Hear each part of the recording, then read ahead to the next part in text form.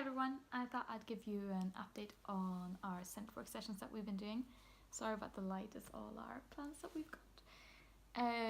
So far, me and Tennessee have done, I think, about 5 or 6 sessions, just helping build the association between the scent and the food. So I'm just going to keep doing that on the side of our other training, and I'll show you how I'm going to break it down into different parts. To give her basically, I want to train all the details for the scent work, like the freezing, the association with the scent, separately from giving her an idea of the whole, which is just enjoying searching for a long time, which is what I'll show you in this video. So yeah, basically so far we've just done a couple of sessions building the association with the scent. I'm going to just keep doing that without any demand so far on how she marks or how she behaves around the scent. It's just scent, food, scent, food, scent, food. At the start, when I wanted to try to just kind of scatter feed and things like that to just help build her, and see if I can move this with this light. No, we're not gonna get out of it. Okay, you're just gonna have to have patterns on my face through this. So at the start, when I wanted to scatter feed to just help just build her desire and her motivation for searching, if she didn't find the food within maybe the first 2 to 3 seconds max, basically, so if it wasn't right in front of her face, she just gave up and ran off and did something else. She's pretty active, so there's like always a lot of movement in anything that you do with her. So at the very start, when I started scatter feeding her, I limited the area to maybe about this big, and I literally just stood in front of, or on top of her, in front of her, and just dropped food so that she saw them fall, and then told her find it to help build the cue. She took it, next one, find it, help build the cue again, and just drop while she was eating, rather than actually just leaving them to set. So she's just using the scent, but just to give her clear visual as well. Or if she couldn't find it, I even pointed it out to her sometimes just to make it really easy, because I wanted to have a really strong association with, if she gets the cue, there will be a reward in the area that she just needs to search for however long it takes until she gets it. I don't have any video of that because we mostly did that just to help her drop in arousal after we'd been doing play sessions or training or whatever, just because she gets so excited. So I've just been using scatter feeding to help her calm down afterwards. So that's when I've been mostly building that cue as well. Don't have any video of that, but I'll show you what else I've done. So with all my dogs, or with Faust and Tennessee, who we're doing scent work with now. Ska det komma? Vad ska det komma då? Kolla. With both Faust and Tennessee, who I do scent work with, I want them to have a really strong anticipation for the cue. So if I tell them find it, they have good endurance and they're able to search for a long time before they can get their reward. They don't just, like she was at the start, look a little bit and then just give up. And also have a really strong desire and motivation for the actual searching activity in itself. And she didn't have that at all. She's pretty visual. She runs around, she looks at stuff, she picks stuff up. But she wasn't that into just... Oh, that's so cute. She wasn't that into just searching and sniffing. Tennessee isn't home today, so that's where you get Fausto as my assistant instead. Also, look at this skin. Sorry, getting really distracted. Yeah, I want them to have a strong desire and motivation for searching. So if they hear to find a cue, they're just gonna go through the area until they get what they want. So Faust, now we worked on that a lot. He was pretty good from the start. So if he knows that he's working, he'll happily search for 20 minutes, half an hour, without having to check in with me or without having to get cues on, that he should keep searching, because he knows that if I gave him the cue, there is something there to find. Obviously, if you want to take your train to like a way higher level later on, that could be an issue, because you can get like empty finds, or that the dog indicates when there isn't anything to indicate there's no scent there. That's really not a problem we're gonna have right now. I thought this is too much. It's not a problem we're gonna have right now. most of the time, I think anyways, when that happens is when the dog gets frustrated, so it's been searching for a certain amount of time. It just wants to get its reward. It just indicates on whatever to get that reward.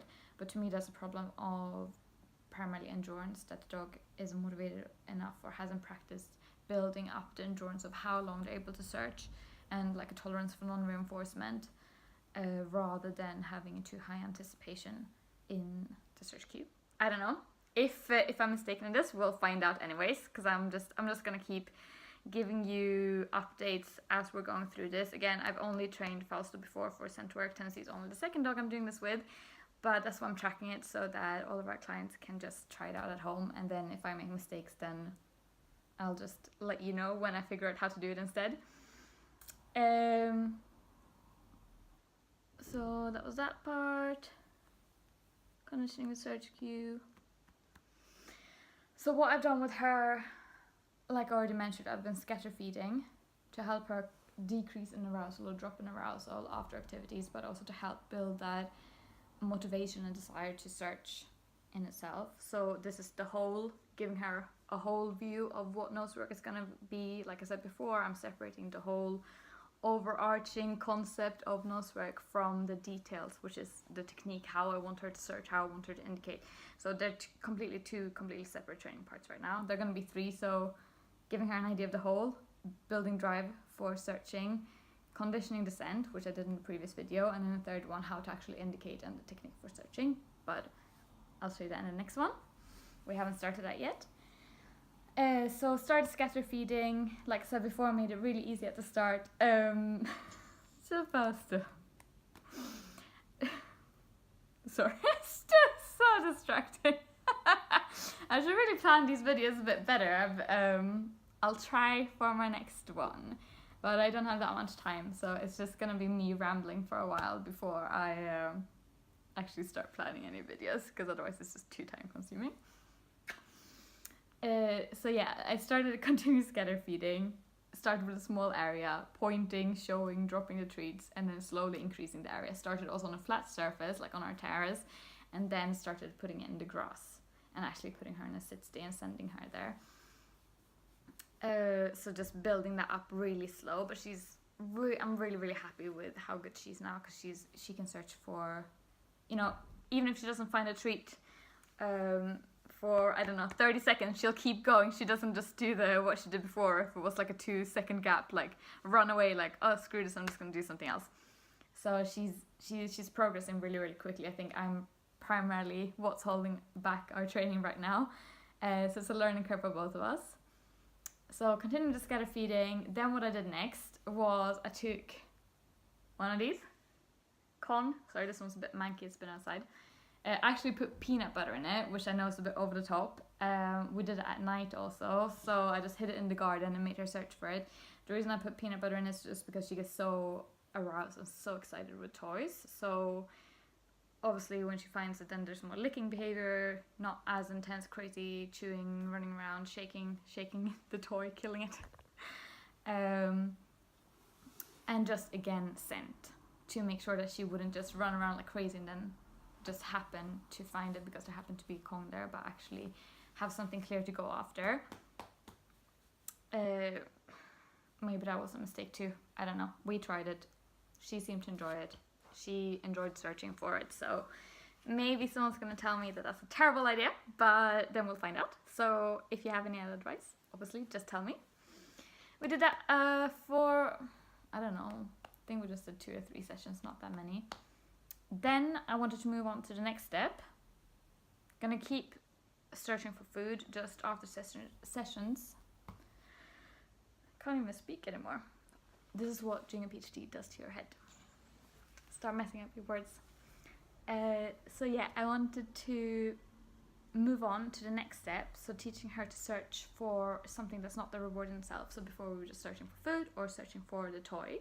So now I wanted to teach her to search for something that I've told her to search for in order to get the reward. So just changing from searching for the primary to searching for secondary reinforcer, if you want to be fancy, but you don't have to worry about that. So what I did was I cut a little piece of Kong off. And check it out. No, you're not going to eat that one. Cut it. That's the risk when you work with bullies. I think Tennessee might have swallowed another piece. Tiny though, don't worry. Cut a piece off. This Kong was broken anyway, so it had a loose little flap that I cut off. So I just, do you want to have that one? I cut this off, hid this in the garden, like showed it to her, hid it in the garden on a quiet. Oh, you're not gonna eat that one now. You can have this one. Showed her. Sorry, this is getting really long. Showed her where I hid it in the garden, and then just started on a small surface. As soon as she did any kind of behavior, picking it up or licking it or just stopping for a second, even less, just and the second she found it, basically, whatever. Ugh, it's so heavy. Regardless of what her behavior was in relation to the Kong piece, I just dropped the other Kong there. Obviously, this game or whatever has some issues because this thing is gonna have a lot more Kong scent than this tiny little piece, and this is in my pocket, so obviously she can smell that more than the piece that's hidden. But it kind of seemed to have worked anyways. She enjoyed it, she figured it out. Again, if someone thinks it's a terrible idea, then just let me know and I'll change up for training. So I'll throw in 2 video clips here from our second session where she has the collar on, only was at the start of the session because I was just lazy, and then with the harness was at the end of the session. So yeah, I basically want to teach her to search for something that I told her to search for in order to get the reward, but that was not the scent, so the gun oil, because I don't want to introduce that yet in a searching scenario before we have a good indication, and then I'm going to start on a way smaller surface. So right now the videos I'm going to show you, or the clips after this, is just going to be focusing on building her motivation and desire to search, and also building the endurance that she can search for food or toy or whatever for quite a long time without giving up or without having to check in with me or getting more feedback or encouragement that she should continue searching, and conditioning obviously the search cue, which is just say it at the start of, marks the start of the activity. Find it means search, search, search, search, search until you get whatever you search for, and then yes, you get the reward if we're ending the activity all done, just so that shows a really clear, I don't know, you can call it school bells. Tells you when it starts, tells you when it ends, so that she has, again, a lot of clarity in the exercise. So that's all I'm gonna tell you for now, and we're gonna start working on the actual indication, but I'll make a separate video on that. Thanks for watching. Let me know if you have any comments. Stay.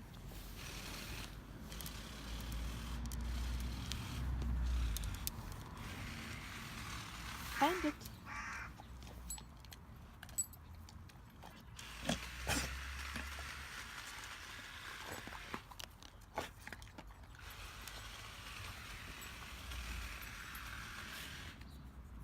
Find it.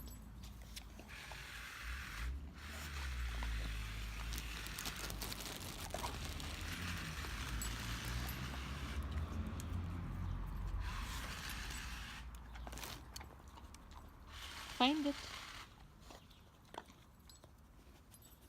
Find it. Good girl.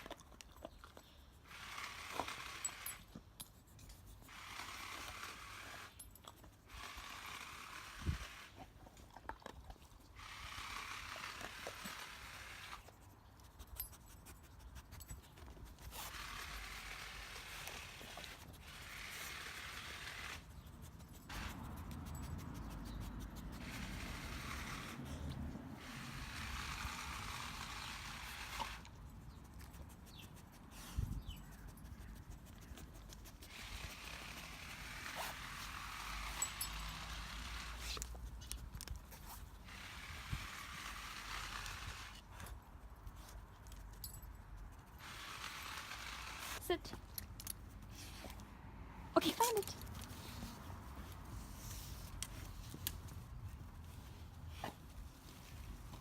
Yay, good girl.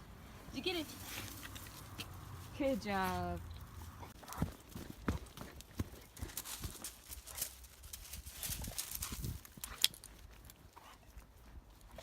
Good, slowly. Good, nice and slow.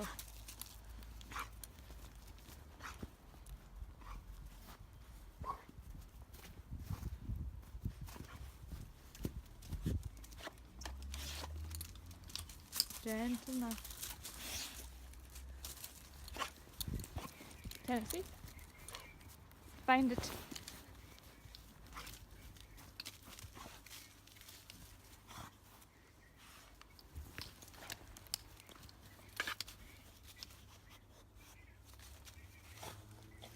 Good.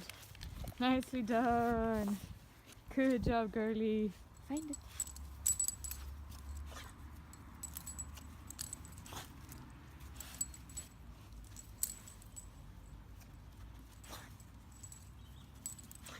Find it.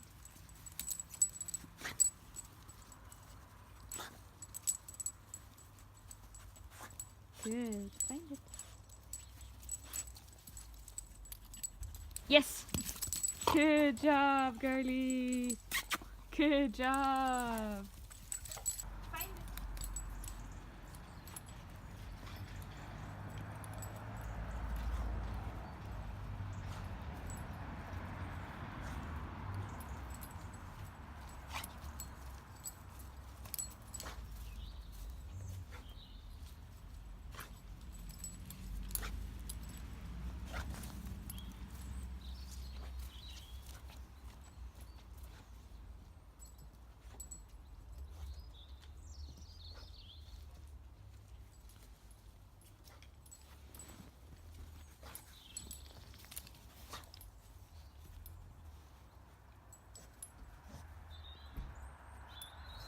Yes.